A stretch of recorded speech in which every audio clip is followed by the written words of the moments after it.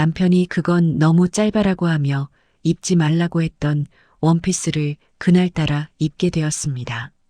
사진관에서 만날 류도현 씨에게 조금이라도 더 잘 보이고 싶은 마음에 그 원피스를 꺼내 입고 거울 앞에 섰습니다. 그 옷을 입고 나니 오랫동안 잊고 있던 감정들이 다시 떠오르는 것 같았습니다. 안녕하세요. 저는 결혼한 지 16해가 된 평범한 중년 여자입니다.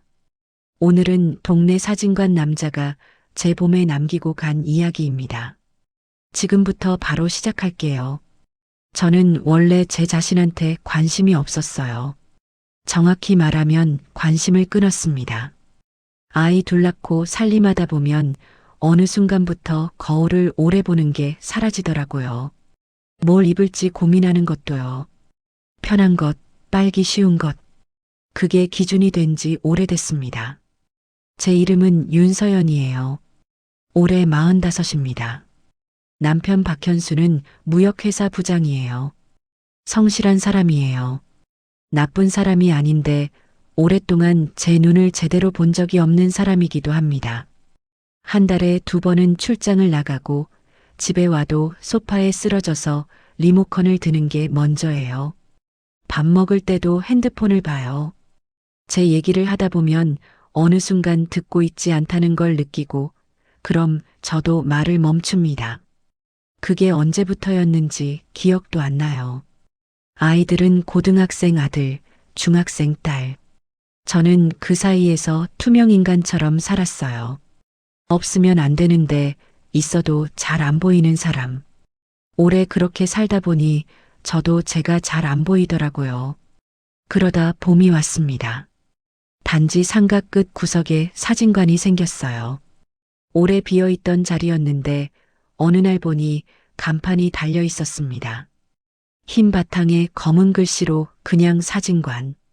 화려한 샘플 사진도 없고 꾸밈이 없었어요. 그 남자를 처음 본 건 그 앞에서였습니다. 저는 장을 보고 돌아오는 길이었어요. 비닐봉지 2개를 들고 걷다가 사진관 앞에서 발을 멈췄습니다. 유리문 너머로 안을 보는데 남자 하나가 사다리 위에 올라가서 뭔가를 고치고 있었어요. 키가 컸습니다. 작업 셔츠를 입고 있었는데 팔을 들어 올리는 동작에서 어깨가 넓다는 게 보였어요. 남편이랑은 달랐습니다.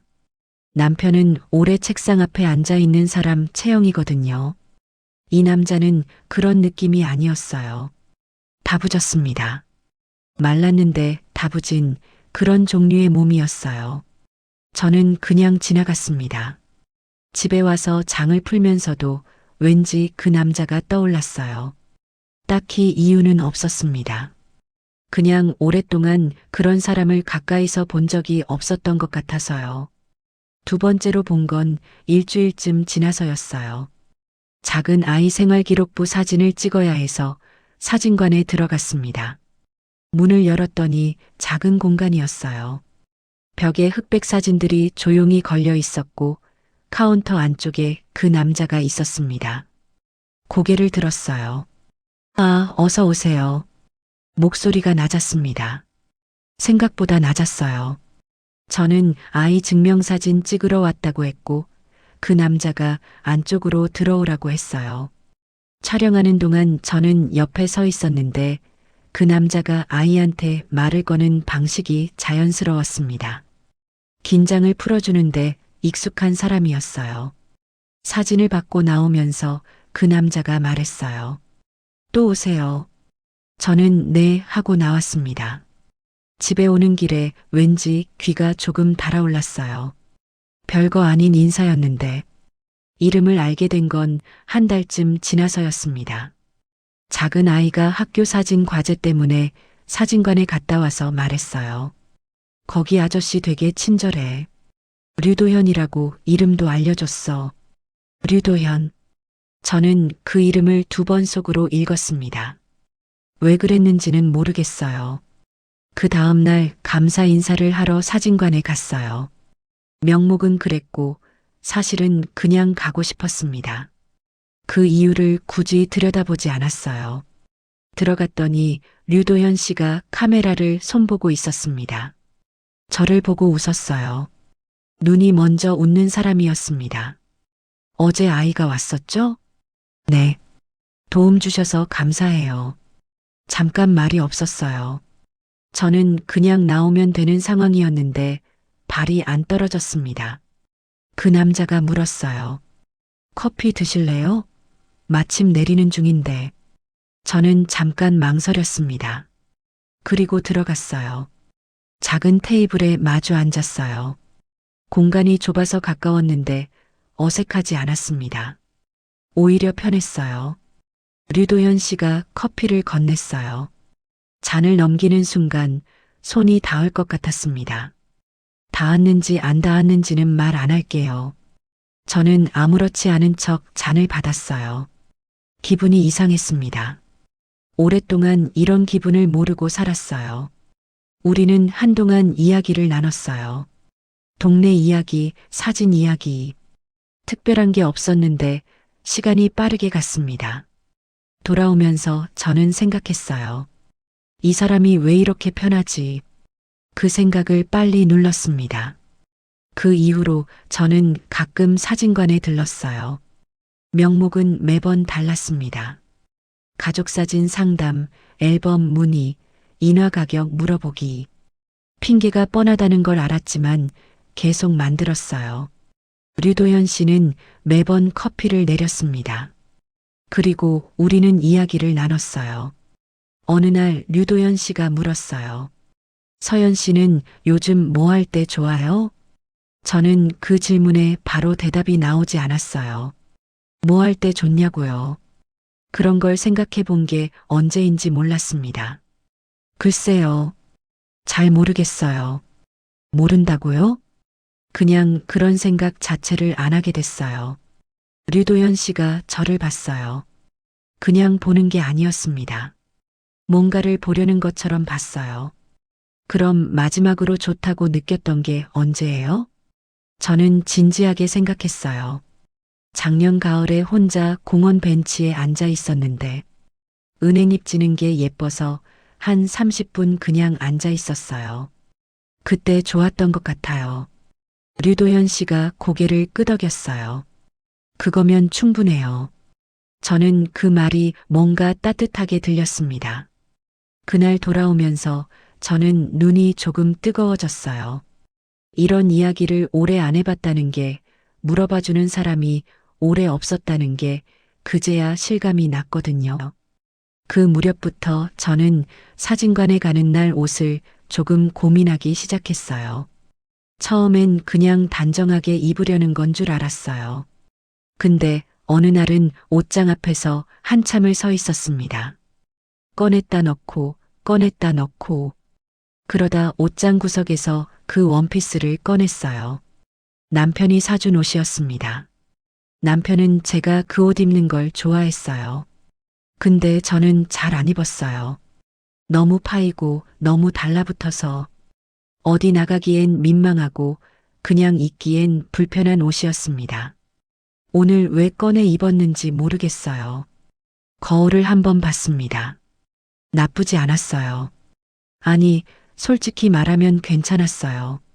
오랫동안 거울을 이렇게 본 적이 없었는데 저는 그냥 나왔습니다. 사진관에 들어서는데 류도현 씨가 저를 봤어요. 말이 없었습니다. 잠깐 멈췄어요. 위에서 아래로 딱 한 번 봤어요. 어서 오세요.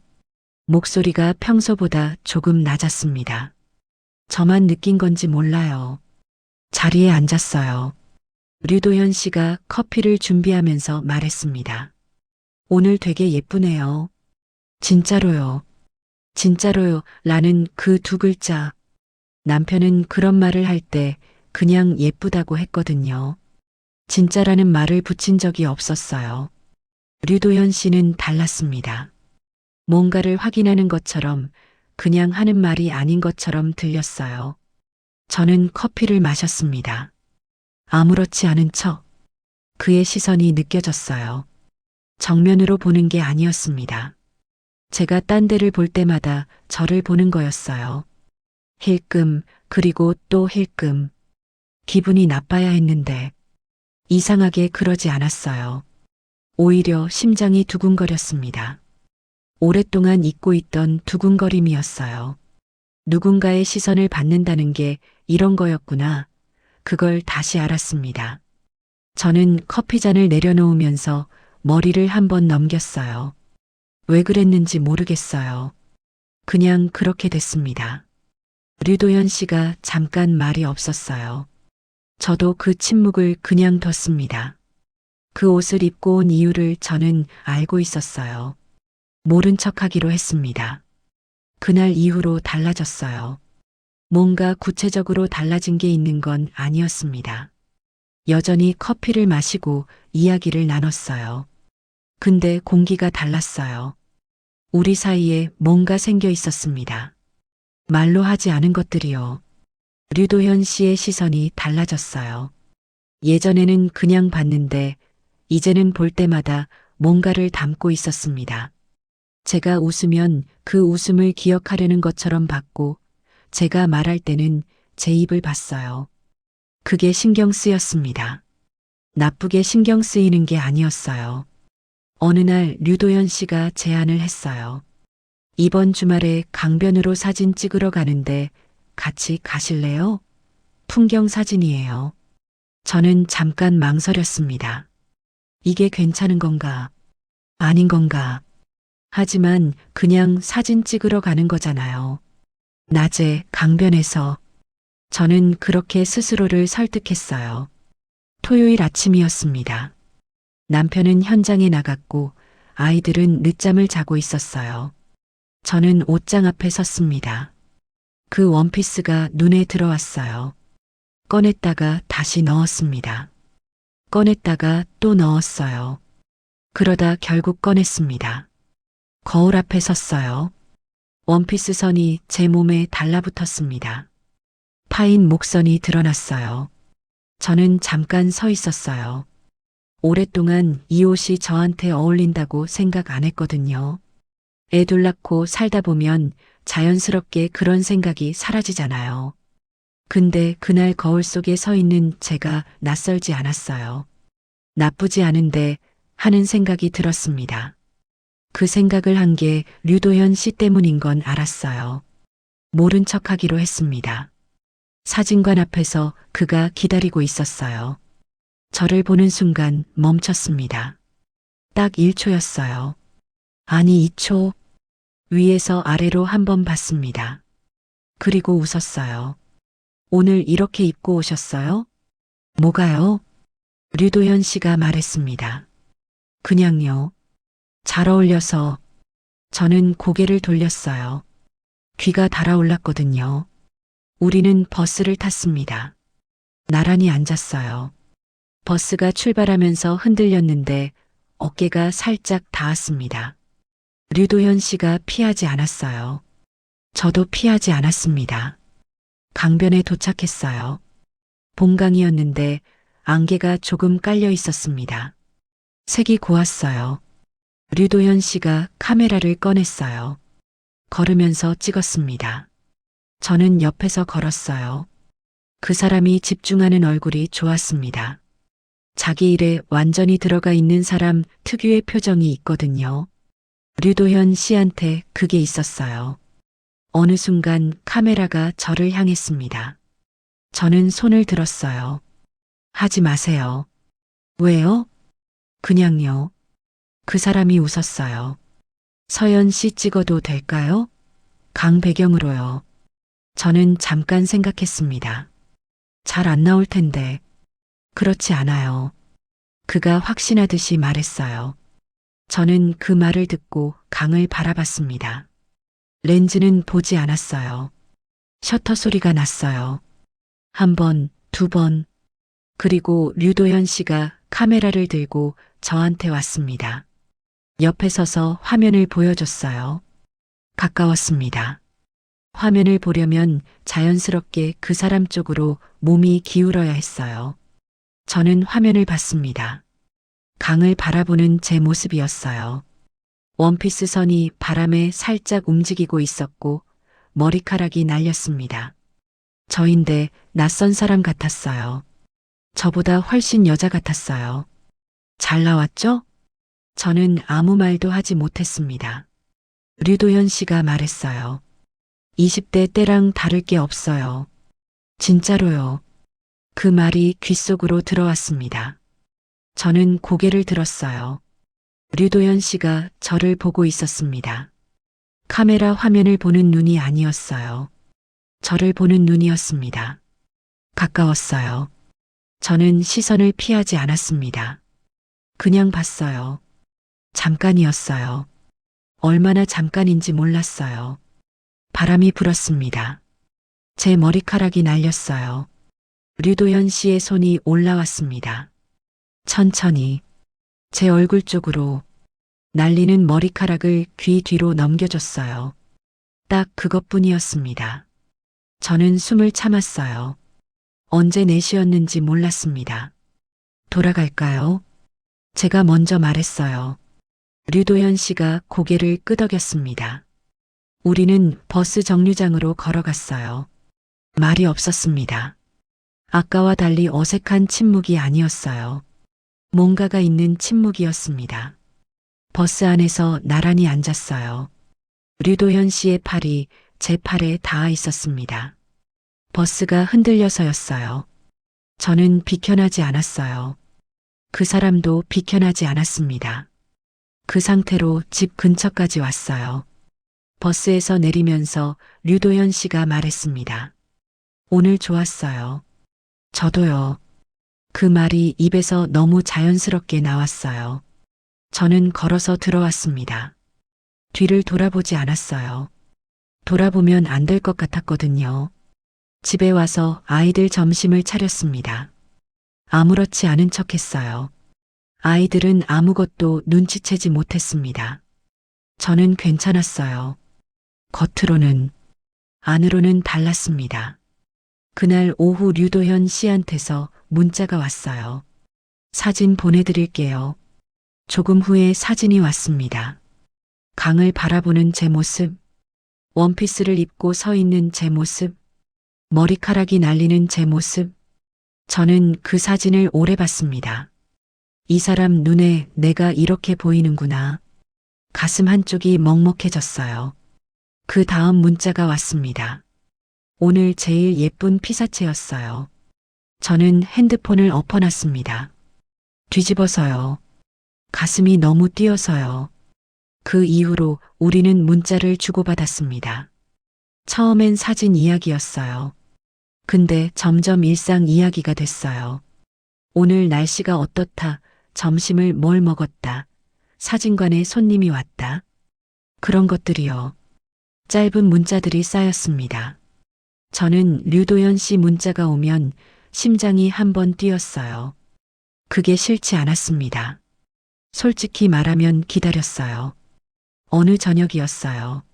남편이 TV를 보고 있었고 저는 부엌에서 설거지를 하고 있었습니다. 핸드폰이 진동했어요. 류도현 씨였습니다. 오늘 달이 예뻐요. 저는 설거지를 멈추고 부엌 창문을 봤어요. 정말 달이 떠 있었습니다. 둥근 달이었어요. 예쁘네요. 저도 봤어요. 답장을 보냈습니다. 그때 남편이 부엌으로 들어왔어요. 뭐해? 그냥 달 보고 있었어요. 남편이 창밖을 한번 봤습니다. 응. 그리고 냉장고를 열었어요. 저는 그 모습을 바라봤습니다. 달을 보고 응이라고 하는 사람. 그게 나쁜 게 아닌 건 알아요. 그냥 그게 전부인 거니까. 근데 그 전부가 그날따라 너무 좁게 느껴졌어요. 류도현 씨는 달을 보고 저한테 문자를 보냈는데 저는 그 생각을 빨리 접었습니다. 접으면서도 핸드폰은 손에서 놓지 않았어요. 그 다음 만남은 카페에서였습니다. 류도현 씨가 먼저 제안했어요. 단지 뒤 골목에 조용한 카페가 있다고. 거기서 보자고. 저는 그날 또 옷장 앞에서 한참을 섰습니다. 그 원피스를 꺼냈어요. 꺼내놓고 보다가 다시 넣었습니다. 이번엔 진짜 민망하게 입고 싶지는 않았거든요. 대신 조금 몸에 맞는 니트를 입었어요. 청바지랑 같이요. 거울을 봤습니다. 오랫동안 이렇게 거울을 본 적이 없었어요. 카페에 들어서는데 류도현 씨가 창가 자리에 앉아 있었습니다. 저를 보고 일어섰어요. 오늘도 예쁘네요. 그냥 하는 말이 아닌 게 느껴졌습니다. 볼 때마다 그걸 확인해 주는 것 같았어요. 자리에 앉았어요. 커피를 시켰습니다. 류도현 씨가 저를 봤어요. 힐끔이 아니라 제대로 봤습니다. 서연 씨한테 솔직하게 말해도 될까요? 저는 커피잔을 내려놨어요. 뭐를요? 처음 봤을 때부터 자꾸 생각났어요. 심장이 한번 쿵 내려앉았습니다. 저는 아무 말도 하지 않았어요. 류도현 씨가 계속 말했습니다. 어떻게 되고 싶다는 게 아니에요. 그냥 솔직하게 말하는 게 맞는 것 같아서요. 저는 창밖을 봤어요. 거리에 사람들이 지나다니고 있었습니다. 다들 평범한 하루를 보내고 있었어요. 나는 왜 지금 이런 자리에 앉아 있는 건가 하는 생각이 들었어요. 동시에 이 자리가 싫지 않다는 것도 알았습니다. 저도요. 그 말이 입에서 나왔어요. 제가 뵙고 나서 저도 놀랐습니다. 류도현 씨가 저를 봤어요. 말하고 나서 귀가 달아올랐습니다. 이런 말을 하면 안 되는 건데. 하지만 이미 나온 말이었어요. 류도현 씨가 천천히 웃었습니다. 억지로 짓는 웃음이 아니었어요.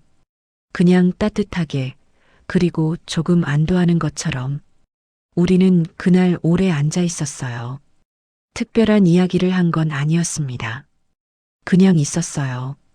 그냥 같이 있는 것만으로 좋은 시간이었습니다. 헤어지면서 류도현 씨가 말했어요. 다음에 또 봐요. 네. 저는 걸어오면서 발이 땅에 닿지 않는 것 같았습니다. 그 이후로 우리는 만났어요. 일주일에 한 번, 항상 낮에. 아이들이 학교에 있는 시간에. 카페에서, 공원에서. 조용한 곳이었습니다. 류도현 씨는 만날 때마다 저를 예쁘다고 했어요. 매번 다르게요. 오늘 눈빛이 예쁘다. 웃는 게 예쁘다. 오늘 입은 거 잘 어울린다. 한 번도 같은 말을 한 적이 없었어요. 들을 때마다 심장이 뛰었습니다. 오랫동안 들어보지 못한 말들이었어요. 남편은 그런 말을 안 했거든요. 언제부터인지 아예 없었습니다. 어느 날 공원 벤치에 나란히 앉아 있었어요. 봄 햇살이 좋은 날이었습니다. 류도현 씨가 말했어요. 서연 씨, 행복해요? 저는 그 질문에 한동안 대답을 못했어요. 불행하다고는 못하겠는데 행복하냐고 물으면 모르겠어요. 그게 무슨 말이에요? 행복해야 할 이유가 없는 건 아닌데 행복하냐고 물으면 잘 모르겠어요. 그런 생각을 안 하고 살았거든요. 류도현 씨가 잠깐 생각하다 말했습니다. 서연 씨는 받는 게 익숙하지 않은 것 같아요. 좋다는 말, 예쁘다는 말. 받으면 어색해해요. 저는 눈을 내리깔았어요. 그게 원래 받아야 하는 거예요. 어색한 게 아니에요. 눈물이 날 것 같았습니다. 참았어요. 류도현 씨의 손이 내 손 위에 얹혔어요. 저는 손을 빼지 않았습니다. 그 손이 따뜻했어요. 오랫동안 이런 온기를 받아본 적이 없었습니다. 남편의 손은 기억이 나는데 이 온기는 달랐어요. 우리는 그냥 그렇게 있었어요. 말없이 봄 햇살이 내려왔습니다. 저는 눈을 감았어요. 잠깐만 이 시간이 계속됐으면 했습니다. 그 이후로 뭔가가 달라졌어요. 우리 사이에요. 만날 때 더 가까워졌습니다. 자리에 앉을 때 거리가 좁아졌고 걸을 때 팔이 닿았어요. 서로 자연스럽게 그랬습니다. 어느 날 카페에서 류도현 씨가 제 머리카락이 얼굴에 걸린 걸 넘겨줬어요.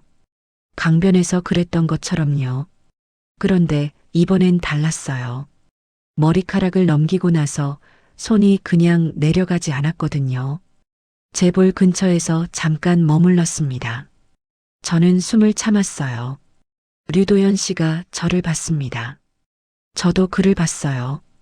카페 안이 조용했어요. 음악이 낮게 흘렀습니다. 그의 손이 천천히 내려왔어요. 저는 눈을 감지 않았습니다. 피하지도 않았어요.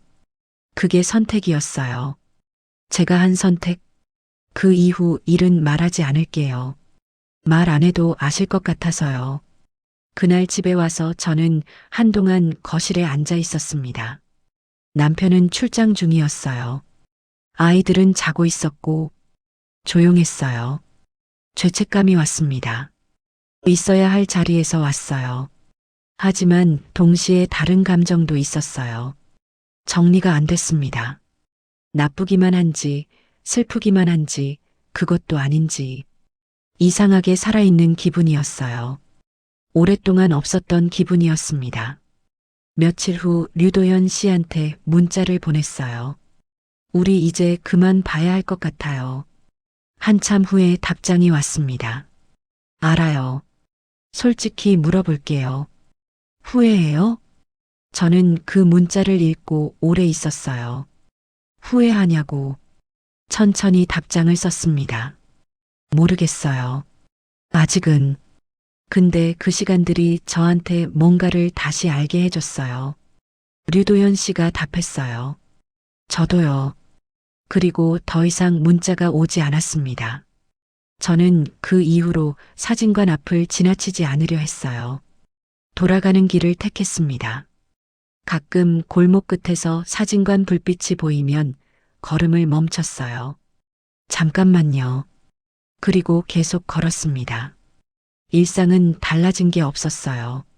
아침에 일어나 아이들 밥 챙기고 남편 출근시키고 집안일하고 저녁 차리고 설거지하고 아무것도 변하지 않은 것 같았습니다. 근데 저는 달라졌어요.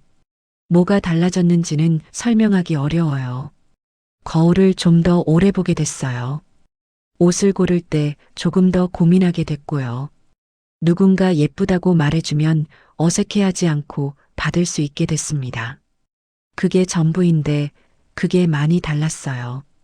어제는 오랜만에 그 원피스를 꺼냈습니다. 입고 거울 앞에 섰어요. 나쁘지 않았어요. 아니, 괜찮았어요. 저는 그 옷을 다시 넣지 않았습니다. 언젠가는 입고 나가야겠다고 생각했어요. 어디든 누구와든. 오늘도 저는 이렇게 살아갑니다.